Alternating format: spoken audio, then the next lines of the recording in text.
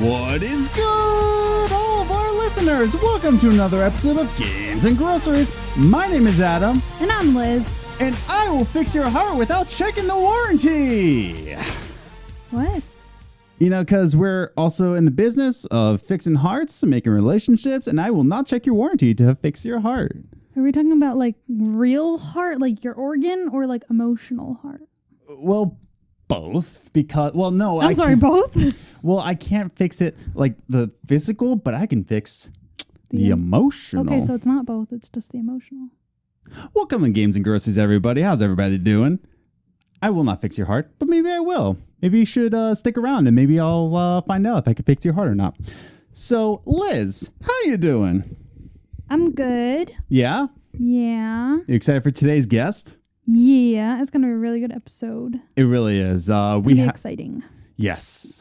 We have our special guest, MrMattyPlays, to talk about being an apolitical gamer, but we also have an interview lined up with him where we're going to find out a little bit more about MrMattyPlays. But before we get to that, we're going to talk about our top 3 gaming news because usually, if you're new here, we talk about movie minutes, but we're cutting that out for this episode to give MrMattyPlays a little bit more time to talk in the interview.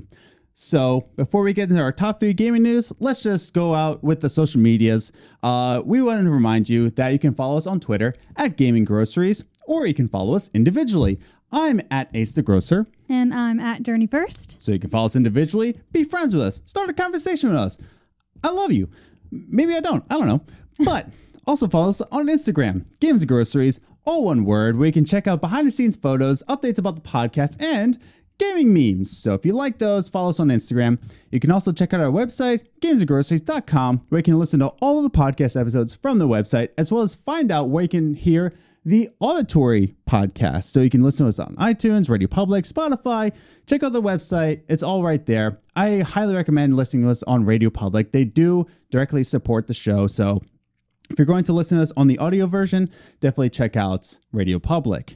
And finally, if you're listening to us on the auditory version of it, the audio version of it, definitely give us a rating and a review because that's how we can get more viewers, more listeners onto the show.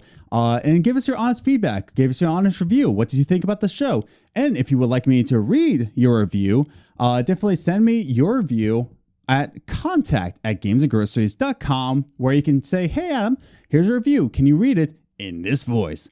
I can also do Kevin from The Office, but I won't do it until you send me a review on email. But I do have one. I do have a request to say, hello, Mom. How you doing? The request was from his mom. The request was from my mom. Hi, Mom. Hi, I love Mom.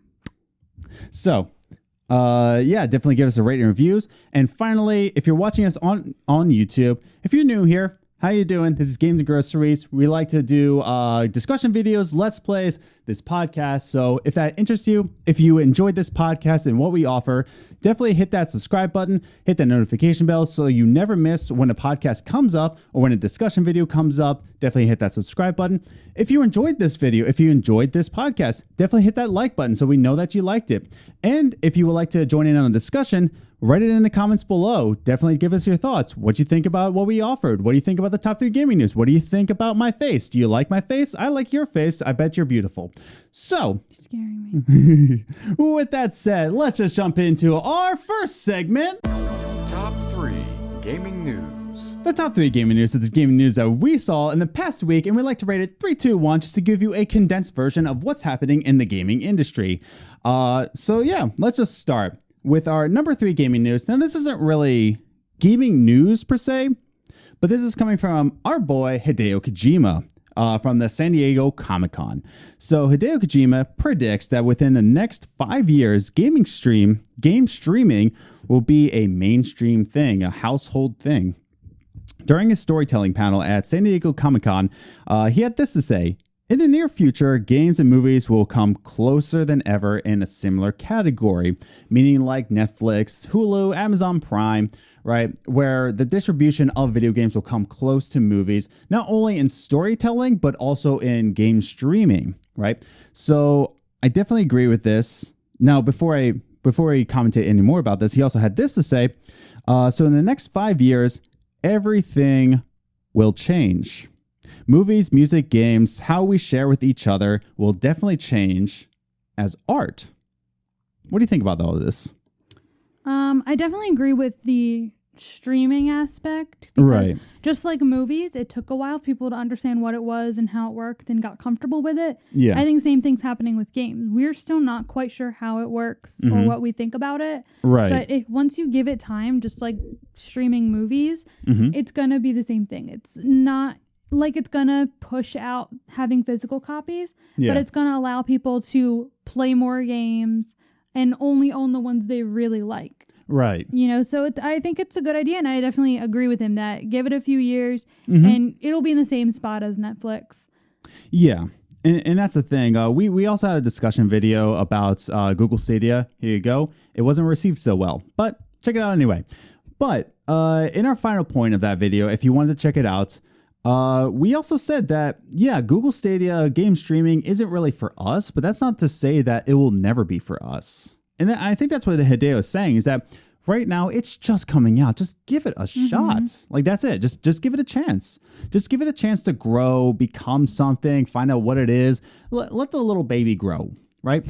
And that's just it. Like, let the little baby gaming streaming grow so that in the next 5 years, maybe it is something. Yeah. We said in the video that, like, it's not for us right now, but maybe in 5 years. Yeah. And it might not even be Stadia that does that. Right. You know what I mean? Like, Could be xCloud. we have Netflix, we have Amazon Prime, we have Hulu. There's tons of streaming platforms, but Netflix is the one that kind of revolutionized it. Yeah. And it might not be Stadia that revolutionized it, but you never know. It could be. There could be someone else. It's, it's the future. We don't know. Yeah. Hideo Kojima also joked that in 10 years that AI will create remakes and sequels automatically. I don't want that. I want it. I don't think games would be very good, and it terrifies me. Nope. Give me that KOTOR remake right now. All right. Number 2 gaming news. Games and Groceries will fix your heart without checking the... Oh, wait. Sorry. My mistake. Oh, no. Sorry. Here's the news article. My bad. Nintendo will fix your Joy-Cons for free. That's the right article. And issue refunds to any prior repairs that have been done. After the big backlash of the Joy-Con drift issues, Nintendo sent a memo to Nintendo's customer service with this to say, customers will no longer be requested to provide proof of purchase for repairs. Additionally, it is not necessary to confirm warranty status. This is big. So with this whole Joy-Con drift thing, with this whole big backlash, like, why is my Joy-Cons drifting? I thought this was a quality product, and the whole Nintendo warping, and there was a lot of issues with the Switch. However, Nintendo is going out to say that, listen, we're here. They might be losing money. I don't know. I don't know the business model of this move. Yeah. But this is big on Nintendo. What do you think about this? It's definitely interesting because you don't see companies doing this. Usually, if they offer a warranty and you don't have it, that's tough cookies. Yeah. Can't do anything about it. And they usually, even if you have a warranty, they're not fixing it, they're replacing it. Yeah. You know, whereas this, they're fixing it. They are fixing the problem. And isn't it that the new ones that they're putting out will have like the proper thing so that doesn't do that? I don't know. I don't know, but you would assume so. Yeah. But either way, you don't see companies saying, yes, send us your thing, we'll fix it for free, or we'll pay you back if you already got it fixed before we said this. Like, yeah, that's crazy. That's crazy. And I think it's good. I think it's a good idea because even if they lose money on it, they're going to gain money in the future because people will be like, I want a Nintendo because they own up to their, to their faults. Something that they made wasn't made well, and they're going to fix it for free. And that's the thing. The last note I have about this news segment is that there's a quote by Nintendo saying that at Nintendo, we take great pride in creating quality products. Now, keep this in mind, people. Nintendo is very similar to Disney in the way of they care very much about their image. They do not like the public knowing, or the public thinking, not knowing, but the public thinking that their products are not to the quality standards. They don't have that stamp of approval. They are very, very mindful of their public image. So when this whole Joy-Con thing happened, they were not standing for it. Yeah. And if they do lose money, in Nintendo's mind, it's better to lose money now than it is to lose future trust. Yeah. Future clients, customers, people. There's a reason why Nintendo is still making consoles and Sega is not. Yeah, there's a reason. There's certain things that keep you in business for generations. Exactly. So they've figured it out. Yeah. So this all has to do with Nintendo's public image. So just keep that in mind and just take advantage of it right now. If your Joy-Cons are drifting, take advantage of this. Fix them. Yeah. Go get them fixed for free. Free. That brings us to our number one gaming news. And this is coming from Cyberpunk 2077. Oh boy, here. Cyberpunk 2077 will have real-world religions as quests and factions. Promises no disrespect, however. So this is coming... Now, before we start this is coming from Christians right here. I'm a full-time youth pastor, and I just want to preface that I could not care less about the first statement that was said. First statement that was said is like, oh, no, they're going to go... Let me say it real quick. In an interview with a Polish news article, Gry Online WP, that was it. NeoGAF translated as, "We will not avoid any subject, even if it offends the sensitivity of some." When I first read that, I did not care. Like, I didn't care. And here's the other thing. I don't really think that sensible Christians really do care, because they understand that someone's opinion does not affect your faith. Right. Yep. And that's the thing. I think that news articles kind of took this out of array, like, oh man, they're really going to become edgy and Bob, just like Far Cry 5 did when that first came out. And I didn't care about that either. But what do you think about that? I think that the way that the news articles are portraying it, like you said, it's like they expect it. Like, it's like they hear, oh, all they said was there's gonna be religions in Cyberpunk 2077, and everyone heard it as they're gonna destroy churches and kill Christians in Cyberpunk 2077. Like, whoa! They just said that religions will be included in the game. Well, even Gry Online said it. So, well, let's go into that. Right. This has been a mistranslation on NeoGAF's part. So IGN reached out to Cyberpunk 27 or CD Projekt Red. They reached out to CD Projekt Red and they said, "Is this true?" And CD Projekt Red had this to say. They sent them the real translation, which says that Gry Online says that you mentioned religion. Does it still exist in the Cyberpunk world? CD Projekt Red had this to say: "Yes, in many forms. As I mentioned, our vision is somehow based in the real world, and religion is a very important part of the latter, society-wise. In our game, we're going to see, for example, Christianity and its different branches, or religions from the East." Yeah, you're going to see different religions. It's going to be there. It's going to be present in game. Cool. Gry Online had this to say: "Sounds controversial. Someone will enter a church and cause havoc." CD Projekt Red said this: "We do not want to avoid any religion as a topic. Authenticity of the world is what counts for us. Technically, the situation you mentioned is possible, but this is all about choices that the player is making, made by the player. We won't encourage the player to do so."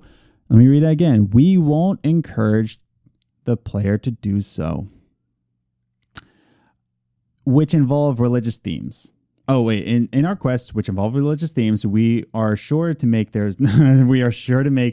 disrespect. We are sure there's no disrespect. Good job, Adam. Thanks, Liz. So, with that said,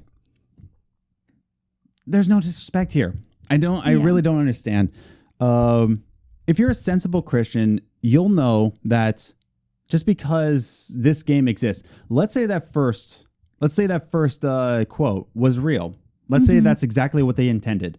That does not affect you in the real world. It doesn't. Yeah. Going back to news articles, just because somebody says that doesn't mean that Christians are offended by that. Doesn't mean that you have to, start a fire here. But I guess that's what you need to start clickbait. I should know. I'm on YouTube. But that's just it. Is that like, either way, I don't really care. Yeah. I personally don't care. Because that's just it. Is that like, if Cyberpunk wants to do it in that way, in the first way, go ahead. It's your art, man. Like, it doesn't affect me personally. It does not affect my faith. Yeah. Do you? But the real one, they say that we are going to make sure that there's no disrespect. We are not going to be encouraging players to do so. But if that's what they want to do, then so be it. Yeah. And that's the thing. It's all about choice. I will choose not to hurt the Christians. Yeah. I will choose not to hurt anybody in the game. Well, and, I mean, maybe I can. In just thinking about it, I would rather someone wreak havoc in a virtual church than in a real one. Than in the real world. Yeah. So either way, it doesn't really affect us personally. I think that artists can do whatever they want, but Christians at the same time, just because something exists doesn't mean it affects your faith. Yeah. And it shouldn't. Just because an opinion exists in the world. Yeah. Right. And this goes for anybody. Yeah. I clipped the audio. That's great. That's okay. So I think that's all we have to say about that before we get into real trouble. Write in the comments below. Did I get in trouble or not? Write in the comments below. So before we get there, we just want to encourage you again that if you enjoyed the podcast that you're about to hear with Mr. Matty Plays, definitely hit that subscribe button. If you like what we have to offer, definitely hit that subscribe button on YouTube, on iTunes, ring the notification bell so that you're alerted whenever a podcast comes out. So we want to build a community here. We love you very much. Hope you stick around. So if you're a human being, click that subscribe button. All right, let's get him on. Let's get on that fan of JRPGs. Let's get on that fan of Bethesda.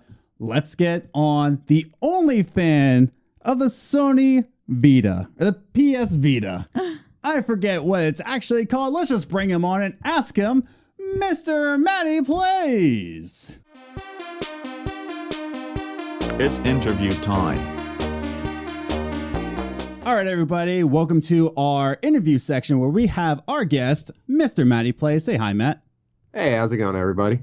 So, Mr. Matty Plays, he has a really successful YouTube channel on YouTube. I was about to say on somewhere else, but yeah, Mr. Matty, can we call you Matty? Yeah, of course. All right, cool. Matty, can you tell us a little bit about your YouTube channel? Yeah, I do mainly games coverage, naturally. Right on. I sit more in the news realm. I've started to expand a little bit into more discussions, in-depth thoughts on certain pieces that trend in the industry. That's sort of where my heart has taken me. I've always been a creator who's been driven by like what they want to talk about, not what's the trend. And I know that kind of contradicts me saying like trendy topics at times, but sometimes that's just how it works. But most times it's like, what do I want to talk about today? So if you're into that type of stuff, my channel's a good place to be.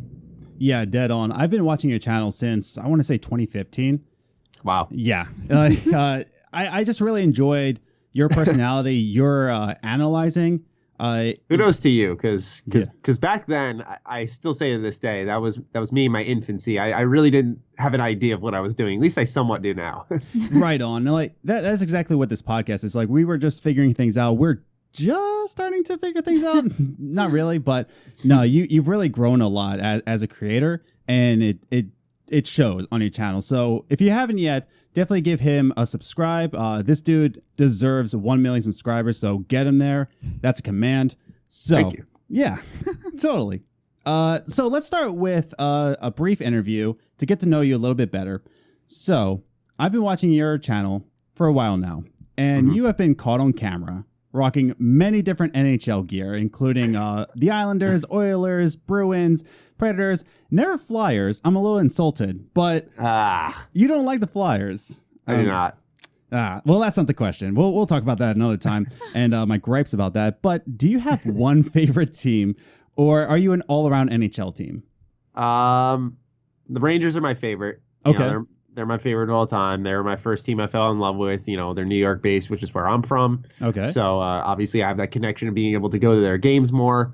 I always picked for really most sports. I pick like a favorite team in the East and a favorite team in the West. Nice. I thought because the Rangers at the time when I first became a fan of them, they were a first place team. I was like, I want to, pick an underdog team, which has been the bane of my existence as a Mets fan. I certainly get my dues there. Yeah, man. And so I picked the Oilers, though, silly enough, and that was back in 2011. So they're my favorite team in the West. I got to see them for the first time in person just last February. I was out there for a hockey tournament in Edmonton, and so we went to a game.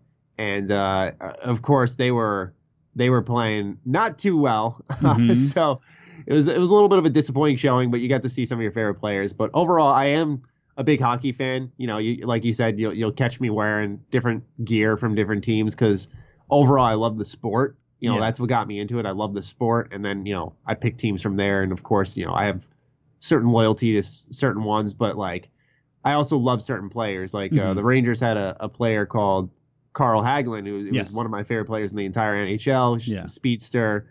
Love watching him play, and he got traded to a rival, the Pittsburgh Penguins. Now, I hate the Penguins, but I love Carl Hagelin. So I was like, I'm going to support my man because he won 2 Stanley Cups, and I bought a shirt for him. And I wear a Penguin shirt every now and then, which, it's a little gross, but I do it anyway because I love the man and I love the sport.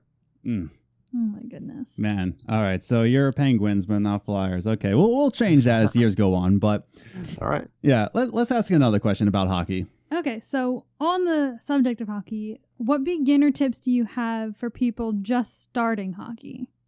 That is a good question.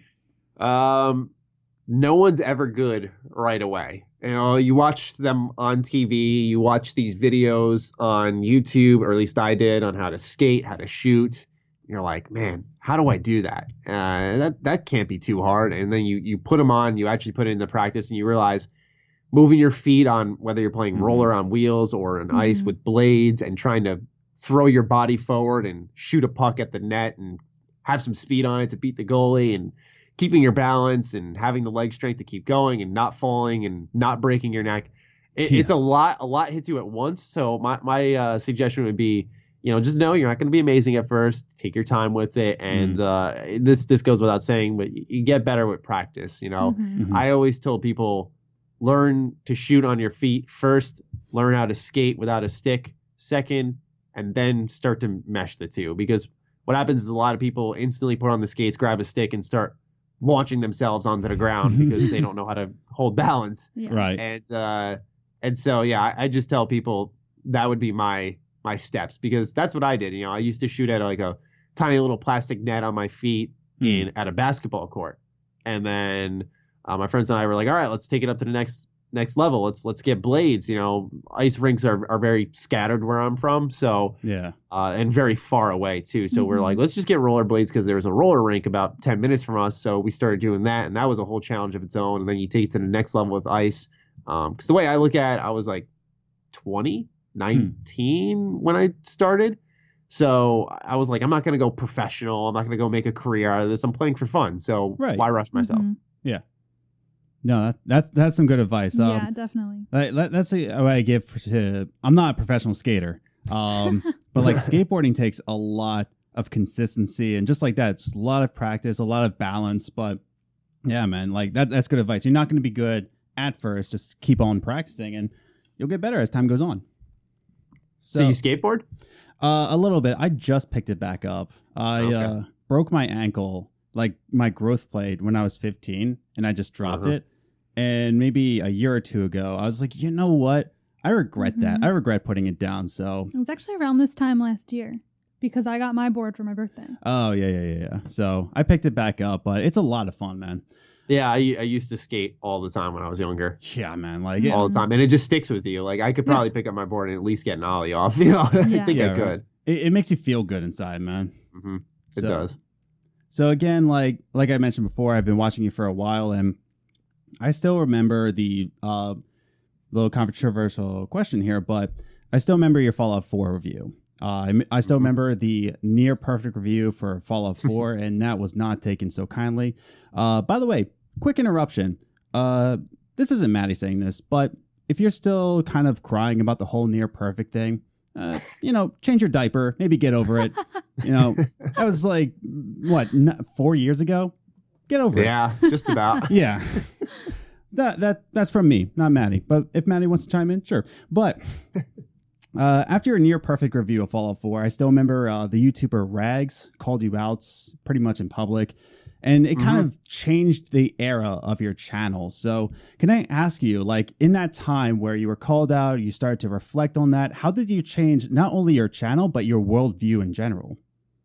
Yeah, and it's not controversial. I think it's a good question. I like answering these types of questions because, you know, for my channel, it's like a creative space about games. So I don't get the opportunity often to like directly talk about this kind of stuff. Right. The near perfect thing, I kind of, the reason that really got to me was I didn't care if people agreed with my review or not. It was more so that initially I was interpreted, I felt personally, as like a laughing stock. And, you know, I'm not like this guy who's like rich on pride, but I take pride in my work and that people take what I do seriously. That's what I always want. You know, I want people to have fun, but I want them to be able to take me seriously. I'm not just some guy clowning you on the internet. You know, that's important to me. And so when people were laughing it up and saying near perfect this, near perfect that, it definitely was a little damaging to my pride because I felt like anything I say could have been made fun of, really, and it was hard to get people's attention and respect. And then when you feel like you're just on the cusp and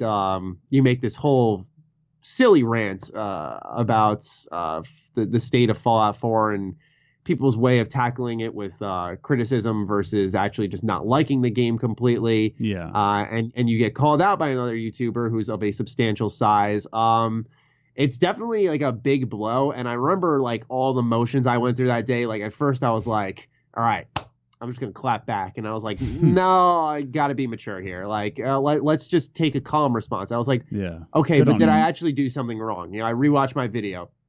I watch his, and, you know, there were times in Rag's video where I'll admit that I had a disagreement with him, but I know ultimately I didn't put my best foot forward in that video. I didn't script it. I didn't put bullet points down. I literally turned on the mic. I ranted, and I paid the price for it for not putting thought into my content. And that's kind of what woke me up a little bit. I said, okay, you know, I've always known I've had an audience from before that point.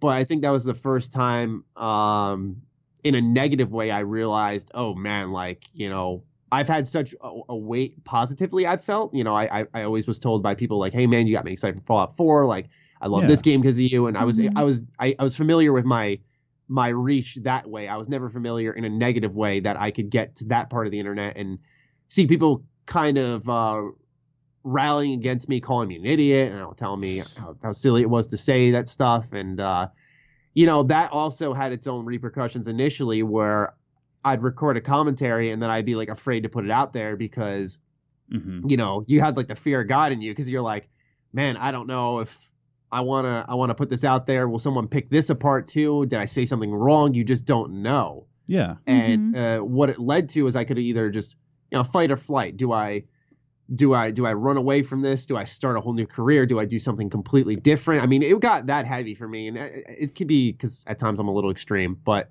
it's human, you know, do I reset, or do I turn this into this positive thing where I build confidence in what I say because I've researched it well enough where we can have a disagreement, we can argue about it, but at the end of the day, I'm not going to make a fool of myself. And that was like the testament to my quality and my channel. And obviously stuff afterwards came like new cameras, microphones. I have new projects on the horizon as well that should be happening within the next month and a half, I'd say. Yeah. And I'm happy to be at that point. But yeah, initially it was really tough to bounce back because Fallout 4's DLC was just concluding too. So my channel was in a state of limbo where, you know, stuff I uploaded just did not land. If I tried to bring variety, it was a really, really weird time for me, because I didn't quite know what to do either. And, you know, to transition into just doing like random reviews and hot takes and discussions, it was tough, but I'm thankful for it. And I don't hold anything against Rags because I know at the end of the day, he was being objective about my stuff because at the same time, he may have called me out for that. When my 76 review dropped, he was the first person who directly said, go watch his review. It's actually really good. And so, you know, I respect that in someone who can, you know, whether it's publicly or not, can call me out on something and at the same time be like, you know what, I may have called him out for something, but like, hey, he's improved and take a look at this. I think that's fair and honest work. Yeah, man. No, just as a fan, man, you handled it really, really well. Like you said, you handled it more mature. You could have clapped back. You could have just made another rant for video. It's like, oh, Rags is just a dog on the internet. I don't know. But there's a lot of things you could have said, but you took the better routes. You took the route of just reflecting and rethinking and just collecting yourself. And I'm glad that you didn't quit YouTube, because where you are today, it's so worth it. And I just seen you grow as a creator all throughout the years, and I just want to like applaud you for doing that, man. Thank you. Yeah, it's, you know, how do I word it? It's one of those things where, you know, you were kind of at a fork in the road, and you know, one way would have drastically changed my life. You know, it's not like I instantly was like, I'm going to quit, but I was, you know, it was more so the aftermath pressure where I felt like I couldn't properly create. Yeah. But I think if, you know, you walk away at that point, you're just damaging yourself as a whole. It's not even just your career. Like if you just can't feel comfortable enough to speak and be able to just say what's on your mind in a respectful, polite manner, you know, what can you do? No, dead on. Our next question kind of goes into that. So as I'm sure you know, especially after that experience, a career in YouTube is filled with stress and anxiety. What are some of the ways you focus on mental health off camera? So, yeah, you know, what's funny is around a year after that whole Rags thing is when I had, Adam, you might remember, I had like a little bit of I don't want to say collapse. That sounds a little too heavy, but, you know, it's when my anxiety peaked and I had to take a week off, which is, I remember. It sounds like nothing, but, you know, it was the longest time I've ever been away without just any pre-planned content, nothing up in advance, nothing good to go. Like, I was just like, I gotta leave. And, you know, that's because I didn't take care of my mental health. Like, I'd work myself a ton. I'd sleep for 6 hours, which, you know, for some is a great night's sleep, but for me, definitely not. I need at least another 2 hours, maybe a smidge more, depending on what my day was before that. And so initially I didn't, and it actually took me until I'd say probably this year is when I got on track. And I have to thank my girlfriend for a lot of it, because you know, my parents knew I'm a hard worker, but like, you know, they'd see me functioning fine. So like, yeah, everything's good. And they, you know, they check in, make sure I'm okay. Yeah. And I'd take some days off every now and then, but it wasn't until my girlfriend stepped in. She was like, you need to just like give yourself a breather sometimes, Matt. And, you know, she just, I don't know, something happened where I was like, you know, you're right, but I don't want to like, yeah, because YouTube had an algorithm where it was, you got to upload every day, daily active channels thrive. So you're like, I don't want to leave a day where it's inactive, because then you know, my career could suddenly disappear. That's kind of the fear that's in your heart, even if you know it's not realistically possible. I'd say that overnight you're suddenly not relevant. It's kind of a thing that happens over time. Everything I'd imagine. You worked for, for years. Yeah, and that's the thing though. You get in your own headspace, so you need that certain someone who is closely connected to you, who can kind of wake you up and be like, hey, like, you're gonna be okay. Just take a Saturday off. And so what I've done is it started to work out perfectly. Carrick and I run the podcast every Friday at 4:30. Once that's done, I render the audio version while him and I have a little post-podcast chat. Yeah. I get the video version rendering, and I don't upload on Saturdays anymore. I cut that out permanently at the start of this year, I think, or it might have been last year. I'm not sure. Last year, yeah. Yeah, and Sunday the podcast is already pre-uploaded. So what happens is I have until Monday off. I have weekends off officially, and so that was kind of my first thing, making sure I have a normal work schedule. You know, work Monday through Friday and work take off weekends, because what happens is a lot of people, our schedules as creators may be a little more haphazard, but the industry still functions on a Monday to Friday basis. Me working on the weekends, unless I have something happening in the week that I won't be at my computer for, it benefits no one. It really doesn't. It's flooding my viewers' sub boxes. It's not respecting their time, in my opinion. It's just too much. And so for me, it made more sense to actually just give my channel a day to breathe, give people who maybe don't get a chance to check every day to catch up on my stuff, instead of looking at it and be like, oh, I'm already like a week and a half behind. Oh, we uploaded again. Here we go. So what happened was, I took weekends off. And I realized, you know, when you hit a certain point, which I did just the other day, you know, what happens is you have these self-contained goals. Like, I have all these secret ideas in mind, and I'm building them up, but no one knows about them. So I feel like I'm underperforming, right? Because I feel like they have no idea the big things I have planned, and therefore, like, I guess it just feels like me putting out like an extensive news video doesn't feel like enough, which isn't right. So I had to take a day just to be like, guys, I don't feel like I'm doing the right thing, and I need to just clear my head because I know I'm thinking stupid right now. And it's just about, to me, the best thing in this career path is, look, like, you become your own boss if you're at this point, and give yourself a day off. It's tough sometimes, but give yourself a day off, because what happened was the next day, like, instant rejuvenation. Like, I feel like I killed my Wolfenstein first impressions. Like, I was really happy with that video because I thought it was well spoken. It took into consideration all aspects.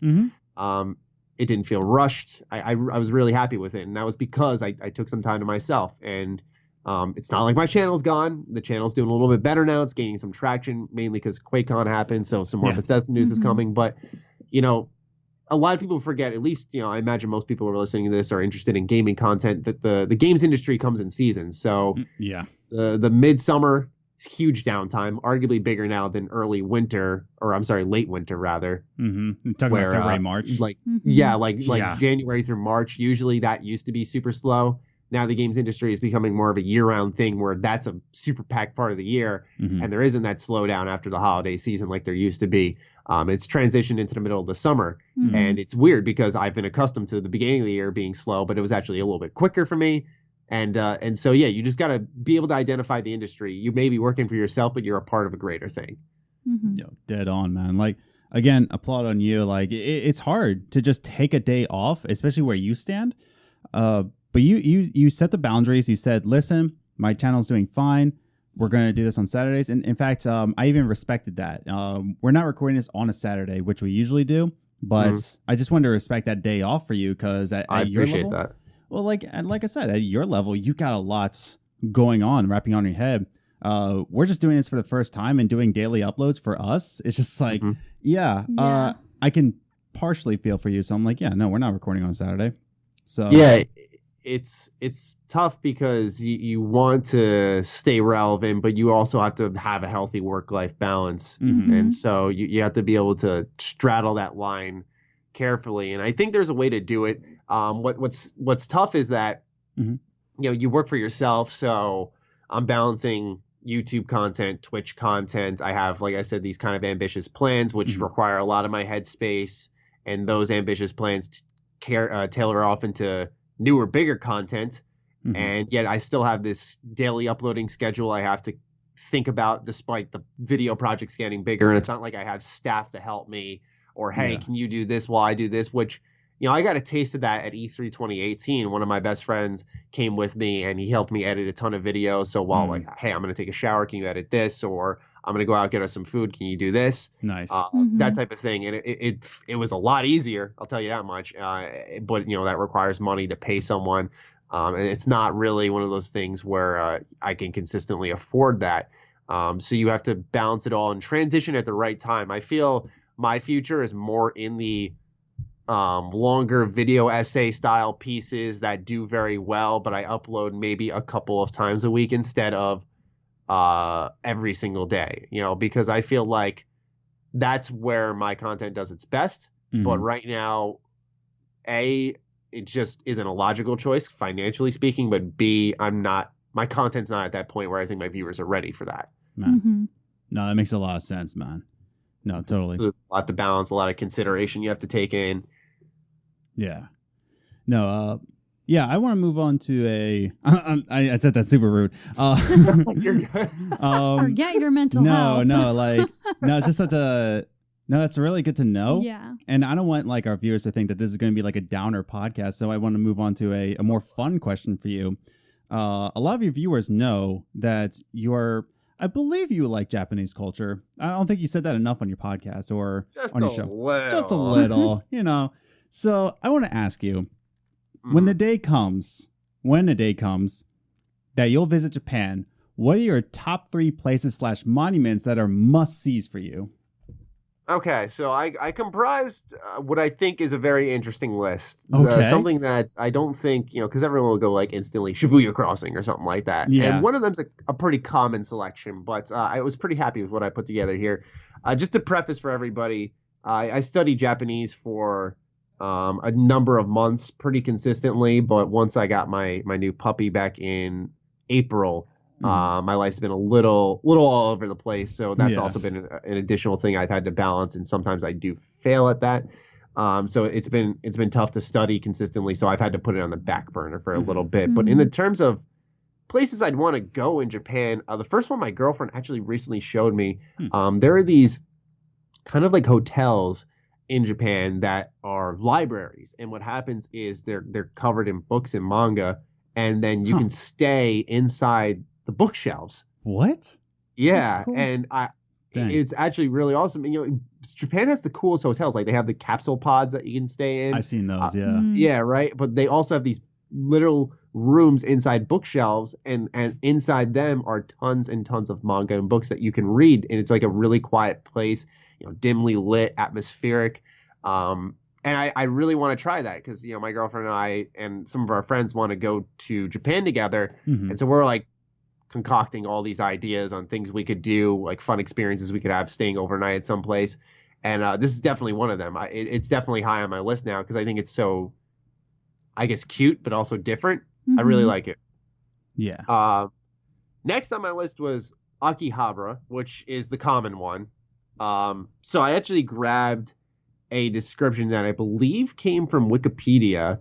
It was like when you searched it up initially, it was like that little Google blurb that comes up in the little box. So it might have been from Wikipedia, but I thought it described it best where people could understand why people like us would want to check it out. So it says, Akihabara is a buzzing shopping hub famed for its electronics retailers ranging from tiny stalls to vast department stores like Yodobashi Multimedia Akiba, venues specializing in manga, anime, and video games, including Tokyo Anime Central, for exhibits and souvenirs, and Radio Kaikon with its 10 floors of toys, trading cards, and collectibles. And it also mentions that there are staff dressed as maids or butlers that serve tea and desserts at nearby maid cafes, which is a very Japanese culture type thing. Yeah. But yeah, Akihabara is like a big electronics central. So Dang. you like games. I love games. You like collecting stuff. You like seeing all the little doodads that Japan creates. Akihabara is your hot spot. So that's probably number one on my list. And I got to thank Persona 5 for that one. Oh, nice. Yeah.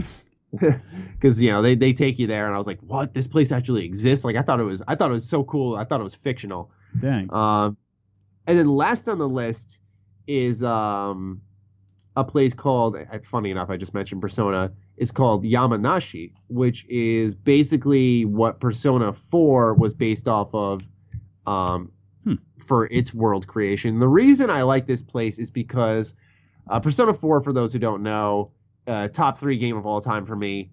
Very, very excellent soundtrack, but also the way like the town's laid out. It's very quiet. It's very quaint. And there's something just nice about it. And I'd love to just be there for a couple of days, stay in an inn, nice, and just experience like some simple, quiet town life. Because, you know, when I've studied Japanese a lot, you know, I'd listen to not only just language learning podcasts, but also cultural podcasts, because you can't learn the language and go there and speak. You have to know cultural cues like bowing and how people get around, and general common courtesy, because it's a little bit different from, you know, for example, the United States. Like, for example, they travel through trains pretty much anywhere they go. And that's something that you'd have to adjust to. And as someone who's sometimes I don't want to deal with a ton of people. So a quiet town life would be nice to experience while I'm out there. So those are my 3 on my list. Man, those are good selections, cool, yeah. man. Man, that made it more interesting. Kind of made me want to go to Japan. Yeah. All right, that's the goal. Yeah, right. Spreading the love. Dang. No, good info, man. Wow. Like, thank you for answering our questions, man, because like you gave us a lot of good information. We got to know you a little bit better. I think we're going to move on to our next section, but if you enjoyed what Mr. Matty Plays had to say, again, going to plug his channel, subscribe to him, get him to that 1 million sub points, so because he totally deserves it, but you got to know him a little better. Let's just move on to our final segment. Coffee time. All right, so in our Talkie Time segment, we're going to talk about what it means to be an apolitical gamer, what that actually stands for, and just talk about politics within video games. So before we start this, let's first define what we mean by apolitical. So, Matty, why don't you start first? What do you think apolitical means? I know you know what it means. I'm not trying to test it. Explain it for Yeah. us. What's your definition of apolitical? It's an interesting question because I kind of start with just the political part because I often feel like, politics in games is such like a blanket term for, viewpoints being represented on one side or the other. Yeah. And I usually try to bring it down to just like apolitical is almost a political choice in its own right. You're like deciding not to talk about politics. I personally view it as there's a time and place for that. And I don't believe my content, my channel, is the place for it. I know why people follow me, and I'm sure they sometimes would like to hear my political opinion. But I was brought up in a house where I don't even know which way my parents lean. Oh wow. And so I'm very much like that's how I was raised, and I think it's just personally for me right to just be like, you know what, I don't need to constantly tell people what I think about the latest and greatest in our country. And when it comes to gaming, I guess apolitical gaming, that's how it ties into my content. I just talk about gaming because I know some people are just looking for a spot where they don't got to worry about that, and I'm happy to provide it.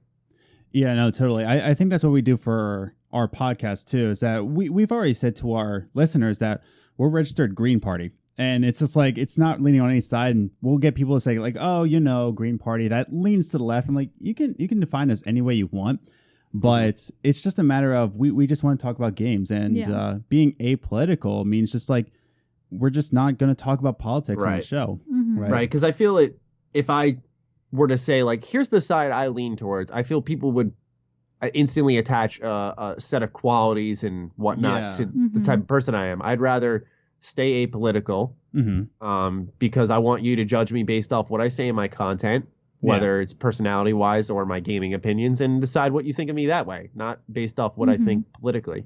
No, dead on. Liz, would you agree with that? No, definitely. I think, especially these days, once you say if you lean to a specific side, a lot of people will attach specific traits to you on that. So I definitely agree with that. Yeah. No, that's totally right, because it's just like, sometimes you just want a game. You don't want something to be thrown down your throat. You just want to play a video game, right? Yeah. So now that we set the definitions down, there are two games that come to mind when we first made notes on this. One of them being Division 2.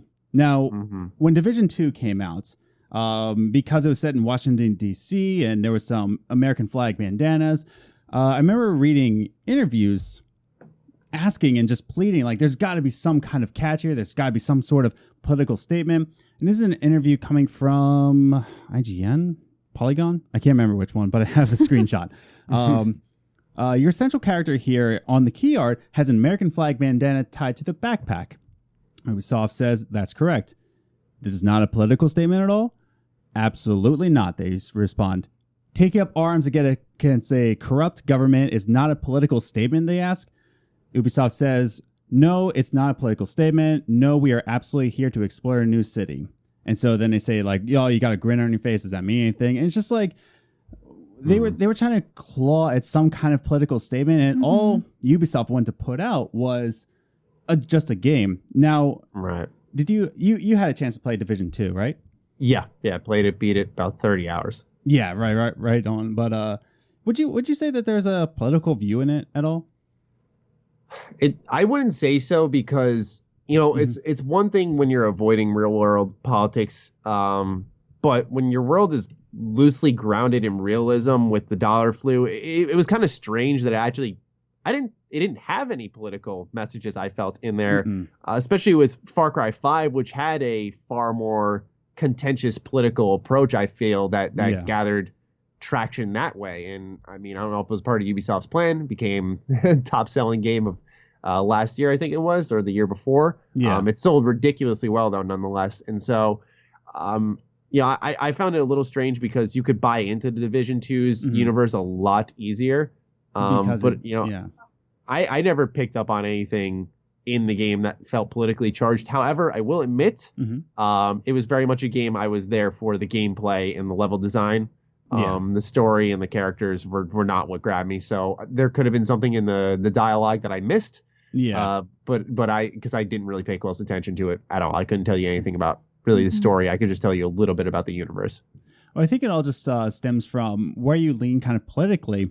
And because all three of us right here, we're not really political at all. So when we hear the dialogue, right, we're not really grasping at straws, just trying to find out what political side they're on. Mm-hmm. But someone who leans to the right might pick up something from the dialogue in this way, someone from the left, yada, yada.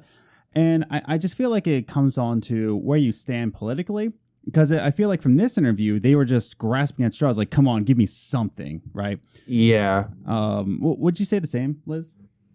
Yeah, I mean, it feels like they wanted them to say a political statement, but they weren't. Like, it looks like they took a picture of an American flag bandana. Yeah. And, like, so overthought it. Like, it's another one of those things, like, when you're in school and they're asking you to find the symbolism in some random object in a book. Right. That's what these people who are interviewing are doing. They're looking at this picture as a simple picture. They just figured, hey, it's set in Washington, D.C. through American flag bandana. And like, it's like they didn't think about it when they were making it, but the interviewers are just like, what does it mean? Yeah. It's just like, I don't know. It just kind of like forced things. But then on the other end, I talked about Battlefield 5, and it almost seemed like this corporate plea. And I don't mean to judge EA. Maybe they were pretty genuine about it, but to me, and I don't know about you, Matty, but to me, it felt like very forced and kind of making a statement just to make sales. And they just wanted to say, like, this is where we stand. If you don't agree with us, then get out of our way. You cover video games way deeper than we do. What was your views on Battlefield 5 when it first came out? See, it's interesting because you mentioned like how was their stance to generate sales, and it's surprising because I don't know how the game is doing now, right? But I know initially it did not perform well sales wise, and I mean they even announced recently like a BR mode, and that gained like zero traction. So I can't imagine the game's in a great state. Yeah. And I remember them saying like if folks don't want the product, then you know why don't you just get out of our way or whatever. And I think people took that to heart. They were like, okay, you know, because a lot of it became, I think, less of a political thing and more of the woman in Battlefield 5, which, mind you, I want to clarify, is not a problem at all. No. You know, I think it fits the setting, it fits the time period, it's showing awareness or shining awareness on something that a lot of people were not educated on. It's just that I think their placement of it is what people had more of an issue with because they were looking for a more historically accurate World War II game because Call of Duty World War II failed to deliver that. But yet they had in the trailer like a woman with a cyborg arm like charging at a tank. And it's like, you know, whether it's a man or woman, who cares? That doesn't make sense at all, historically speaking. And so, you know, I was looking at a really neat article and they were bringing up popular Russian women snipers, women tankers, women pilots. And these could have been awesome ways to uniquely represent women in this game. But it seemed like, you know, EA had this genuine front. But yet underneath it all, they may have been the ones who didn't do their research properly. Right. And I know, Liz, you had a great grandmother who was in World War II. Yeah. As a Marine? Yeah, really? She was a Marine. Yeah. And my great grandfather was in the 89th Fire Battalion or something like that. But yeah, my great grandmother was a Marine. Yeah.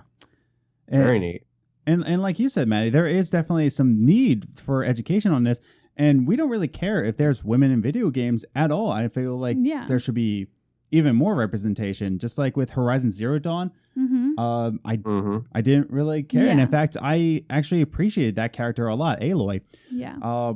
But yeah, it was very strange the way they were interacting with it. They chose to make a stance politically rather than making a stance historically. I don't know if that makes sense. No, that's well said. That's well said. I think that's exactly what they did. And I think they had, well, you know, I'm sure underneath it all, there was some genuine intentions, but I think they knew also what it could have accomplished. Right. If it worked in their favor. And I'm not going to act like suddenly EA is not smart. You know, they're businessmen. They know what they were doing. And it's a shame because I used the term earlier, like a blanket would be draped over it, and that type of stuff puts a blanket over games that do represent, I think, its own world politics well and represents women well. One of my favorite games of this generation, probably my favorite game of the generation so far, is Nier Automata, and it's one of my favorite more recent examples where you work as an android for Yorha. You're under this Council of Humanity where you're clearing Earth for the sake of making it a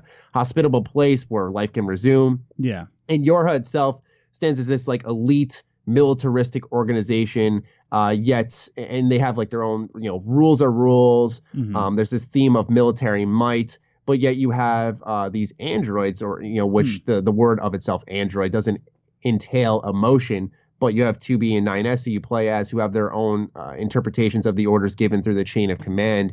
And I think it adds personality. It's because it's a core piece of the narrative. It seamlessly does that without it feeling forced because it's built into the universe. And I think that's why people sometimes have an issue with political messages, is because sometimes you can do it gracefully and put it in your game where it works well and it can teach you something and you can make the real world correlation and it can change your perspective. And that's excellent. Yeah. That's what some of the best storytelling devices do.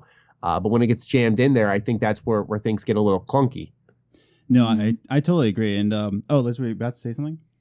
I was, when you were talking about like how you don't care if women are in games, and I'm in the same spot. Like, I don't care if they're women in games. I mean, I'm a girl, so I prefer to play as a girl anyway. Right. But when it comes to historical games, like games that are based at certain times in history, I do think that needs to trump your need to have women empowerment or women in games. Like, it needs to be historically accurate. Like, no, dead on. You know what I mean? So I'm going to jump ahead of my notes here and just kind of ask the question.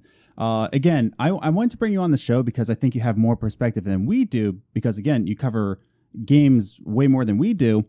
But how can you tell when a game is spreading an authentic message, whether it be political or mental health, whatever? How can you tell when a game is spreading an authentic message or when it's a corporate ploy to get more sales? So we'll start with you. Yeah. That's a good question, because I think one example I think of where it felt authentic was Hellblade: Senua's Sacrifice. Yes. $20 game, about 6-7 hours long. Really strong mental health message.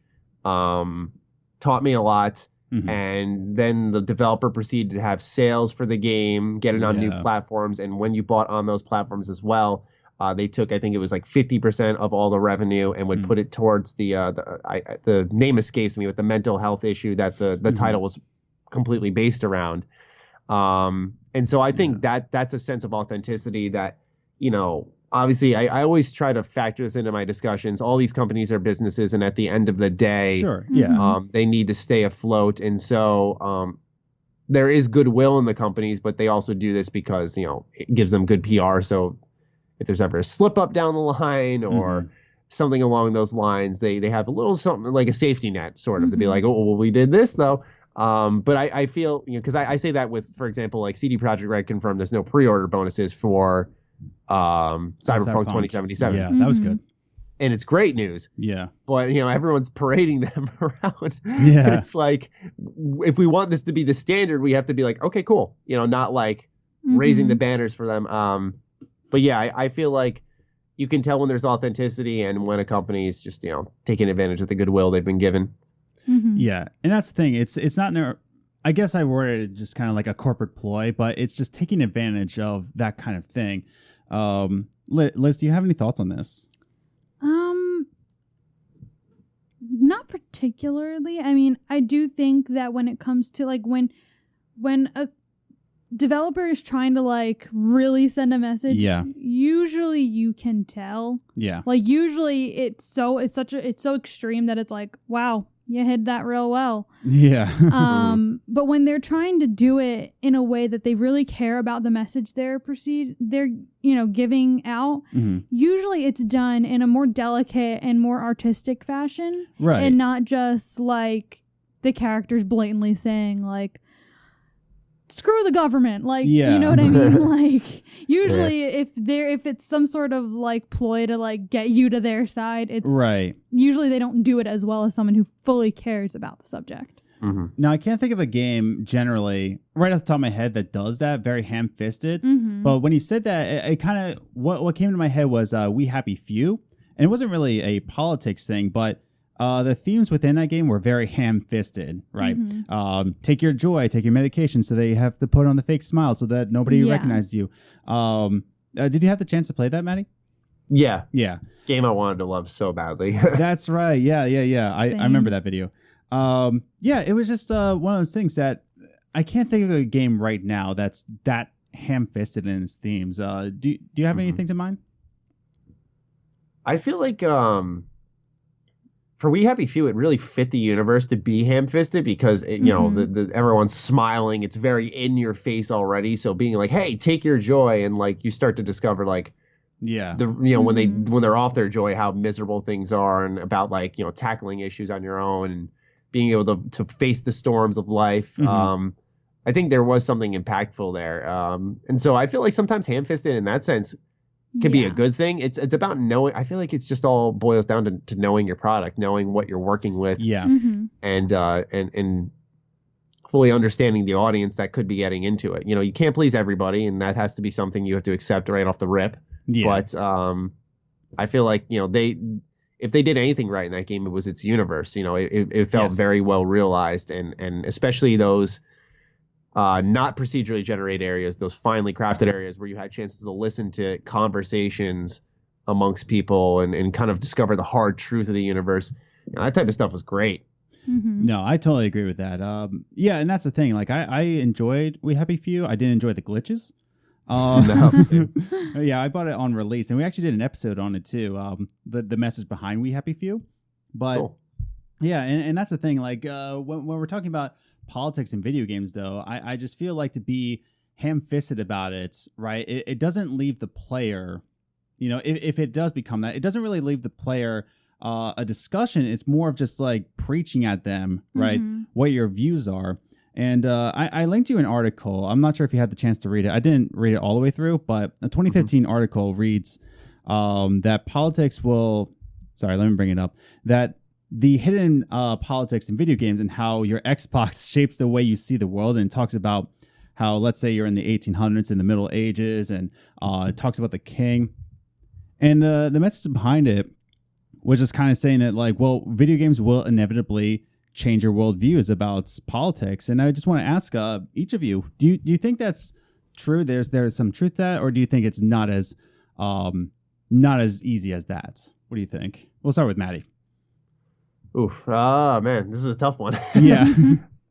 Yeah, I don't know. I feel like I've always had a disconnect. Like I can get fully immersed in a game, but I know at the end of the day, it's just a game no matter what. And I can get as attached to the characters that I want to be. I still know it's a game. So I always have that disconnect of like not having as much political influence, I feel, when it comes to these titles.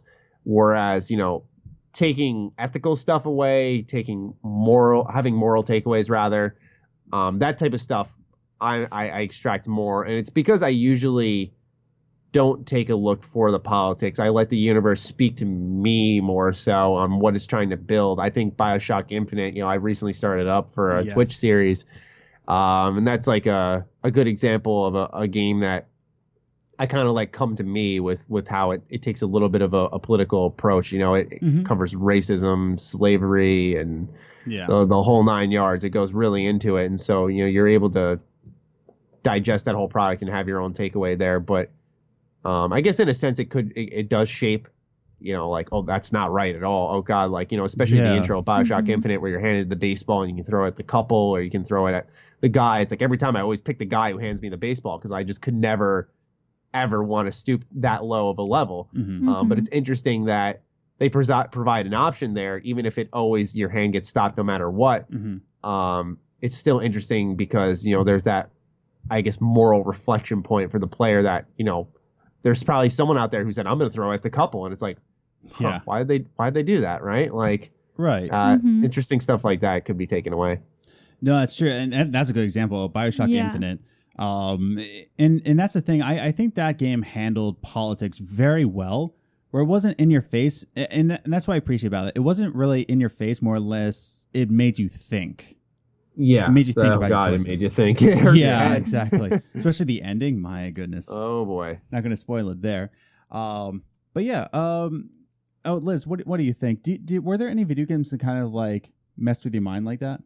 Not really, but I have just started getting into video games, so I haven't really had the chance to explore games that have that. Which game am I forgetting? You're playing a game right now on our YouTube channel yeah. that has a lot to do with how you treat people. It does. I'm playing Detroit Become Human right now. So that Ooh. one, yeah. So, I mean, I haven't quite gotten far into it that yet, but there was like even in the very first scene when they try to beat up the android. Marcus. Yeah, Marcus. Yeah. I can never remember his name because you call him Husky Eyes, and that's all I know. His eyes are so blue, I just call him Husky Eyes. They're green, actually. Whatever. Thank you very much. He's in Grey's Anatomy. His eyes are green.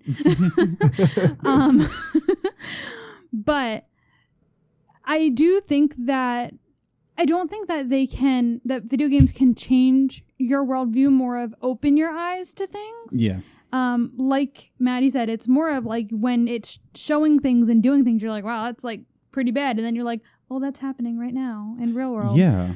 So I do think it can open your eyes to things. I don't think it can quite change your political view unless if it's opening your eyes to something that like you realize you're against and what you thought you were for. Mm-hmm. You know, so I do think, I guess possibly it can change your worldview, but it has to be done very well. And we've experienced games that really don't do it right in the way that would help open people's eyes. They usually, when they market games to be like an extreme view, they're pretty much just marketing to people who are already on that extreme view. And I think the theme, what we're all saying here, is that I don't think video games can generally sway your votes more than it can sway your moralities. Yeah. Right? Yeah. Because I feel like games come in such an emotional state where I don't think politics are going to be in place, if that makes sense. I don't think it's going to sway where your vote goes in October, whenever you vote. November. November? This is how much I pay attention to politics. But I think it just sways how you treat people. And it's just, especially, I don't know if you got the chance to play this, Maddie, Sea of Solitude. I have not. Man. I actually don't even know what that game is. Oh, man. Oh, so good. So when you're done with this, you need to listen to our episode about Sea of Solitude. Give us more views. But that's the thing. It's just Sea of Solitude messed with your morality. I actually couldn't play it in one sitting because it messed with my mind so much. It just made me super emotional. It's all about anxiety, depression, letting people down. It's so crazy. Yeah. But yeah, I think it shapes more your moral stance than it does your political sense. Would you agree, Maddie? Yeah, I'd say so. One really impactful game I played that was pretty just altering emotionally was We Happy Few. It was Gone Home. To look through the eyes of someone in that experience was really eye-opening and really solidified some perspectives that I had wavered on a little bit. It was a very, very, it was one of the most impactful games I've ever played. Yeah. That is easily the shining example. I was a 16-year-old kid, I think, at the time, just kind of starting to learn a little bit about the world, and to get that point of view, that's the impact of video games, I feel. But that was a moral thing. I can't think of a game that's ever made me go, I'm going to lean left today, or I'm going to lean right today. Like, I've just never had that ever happen. I think politics is more of a culmination, at least in games. I feel like I apply politics to like policies, ways of life, economy, living standards, a set of rules that are enforced, ethics. Like, I think it's a combination of a lot of things. Yeah. And I think for a lot of people, stories are driven by emotion, so we're more inclined to have a moral takeaway rather than a political one, unless you're deeply searching for it. Or we talked about ham-fisted games or ones where, like with Far Cry 5, it kind of it got caught in that pretty quickly. I think because of its cover art, I want to say, was what it was that dragged people's attention. Yeah, I still remember when that game came out, and coming from a Christian perspective, I had so many people like, "Oh, Adam, are you offended by this game?" I'm like, not really, because one, they're cultists, and another thing, it does not affect me in the slightest, just because a game exists. Yeah. But no, that's kind of you're right on that. It kind of takes you emotionally, more or less like, oh, I'm going to lean left, I'm going to lean right. Yeah. But I think that games are more or less political, and they should be more emotional, and how you treat others. And I don't like how politics today kind of meandered into how you treat people. Yeah. You know, it doesn't matter if you lean right, left, or if you're like us in the Green Party. You should just be a good person. Like, yeah, that should be the standard. Be a good person. exactly. Well, the way I just look at it is like, I don't complete BioShock and go like, is Booker a Democrat? I'm like, Yeah. what happened to Yeah. Booker? Like, what's going on in this ending? Like, I don't know. I might be different from other people because as you guys have mentioned for yourselves, I'm not super politically involved, and I don't play games looking for that.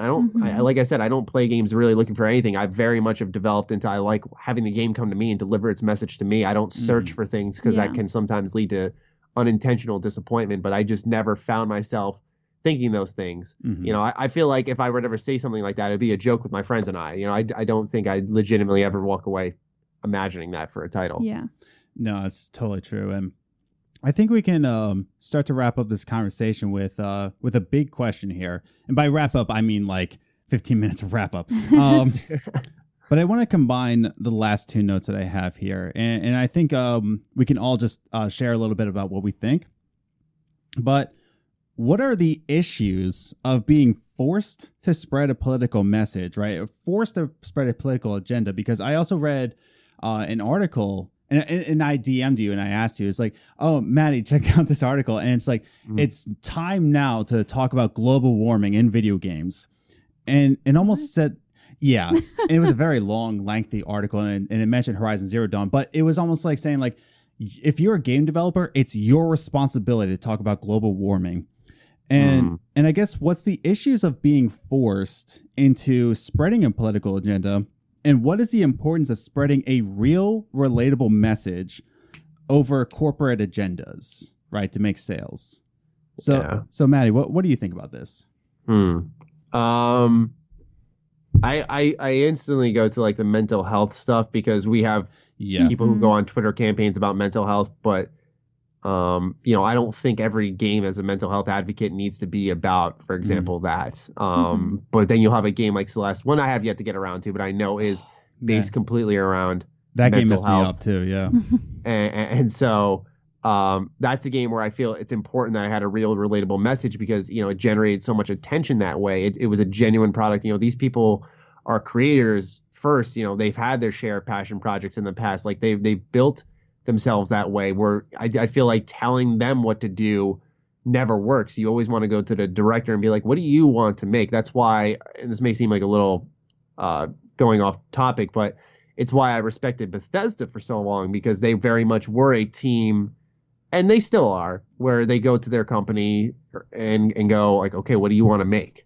Not like, okay, you're making another Wolfenstein. Okay, you're making another Prey game. Like, do you want to make another Prey? No? Okay, what do you want to make? Like, I think it's very important that creators are enforced to create what they want. And I guess that does tie into the idea of political messages not being enforced. If you want to make a game about politics, totally, and it's genuine and authentic, and like, you know, you have a goal to it, not just to gain attention, but rather you have a legitimate message there, I'll always be sitting there ready and willing to listen. Yeah. I think that type of stuff's important because we've seen so many other topics be tackled. I just don't think it's every game's job to cover that. I think there's, you know, for example, the movie, you know, people often cross movies and games for some reason, but I think in subject matter, you could tie it in and go, okay, why aren't you saying movies need to also talk about global warming consistently? You know, that's just something that instantly comes to mind. It's like, you know, are you just worried that your own industry isn't talking about it enough? And, you know, it's because games are separate from all that. I feel games are often tied in with the word fun, you know, and so sometimes real world stuff isn't fun. And so we don't see games being talked about in that light, and that's fine.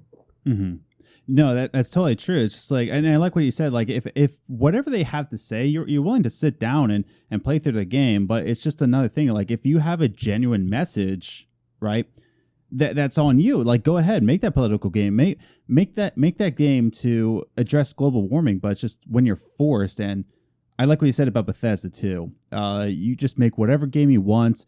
I hope they're not forced into playing it. And that's the other thing.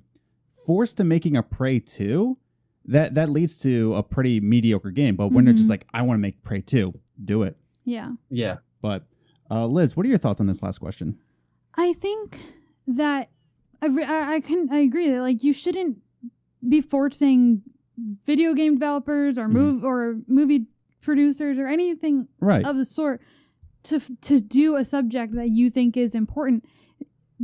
For a video game, for a movie, for any type of art to be good, right, the artist needs to have the passion behind it. Mm-hmm. If the video game developer or writer or whoever has to do this game isn't passionate about global warming or is kind of like doesn't care, doesn't think about it, then it's not going to be as good as someone who is severely passionate about global warming. Right. You know what I mean? Yeah. So whoever said that like it's video games' position or job to be talking about global warming, well then that person should go and sit down and write a video game. Yeah, do it. To do it. Because clearly they're passionate enough to do it. Like as an artist I like photography and drawing and pretty much art of any kind I enjoy.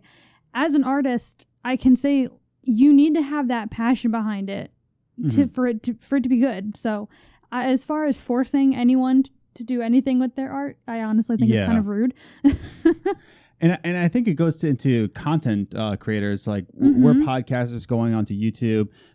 Matty, you're YouTube going to podcast. But that's the thing. It's just like when you force a creator to do your request, that request isn't going to be done in the right way. Right now, I don't think we'll ever have a Twitch channel just because we're not passionate about Twitch. So if people just start saying like, do a live stream, it's like, I don't really like live streams. Personally, I think live streams are ones that get you in the most trouble. Yeah. But at the same time, if I'm not passionate, you, Matty, you're on Twitch. Like you're on Twitch, and I assume that you're pretty passionate about Twitch. I've seen some of your streams, and you seem to be having a good time. So yeah, it's fun. Yeah, and that's what I mean. Like it goes into content creators and what they are passionate about. And I guess to conclude all this is to say that the issues of being forced to spread a political agenda, and both of you had touched really well on this. The issues is that you don't get an actual message, right? You don't really actually get the person's perspective. You don't really get that person's genuine, heartfelt message. All you get is kind of like, it might as well have been made by an AI system.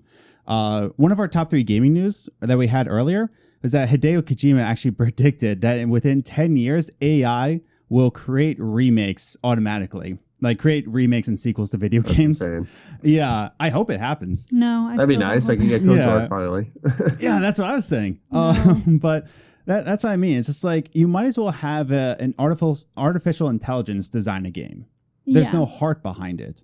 So I think that's the issue behind it. But like what you said, Liz, if somebody is very passionate about global warming, then learn coding, learn how to do that, learn how to... Or write a movie. Do something that, that shows your passion for it. Like Nick DiPaolo, who we just had on the podcast. I keep talking about him, but he's such a cool dude. So are you, Matty, by the way. Oh, thank you. Yeah. I'm no Nick, but it's all right. Right on. But yeah, it's just like when Nick wanted to spread a message, when Nick wanted to tell stories in video games, you know what he did? He said, I'm going to learn how to make a video game. And so now he's doing it, and he was featured on E3. It was just super cool.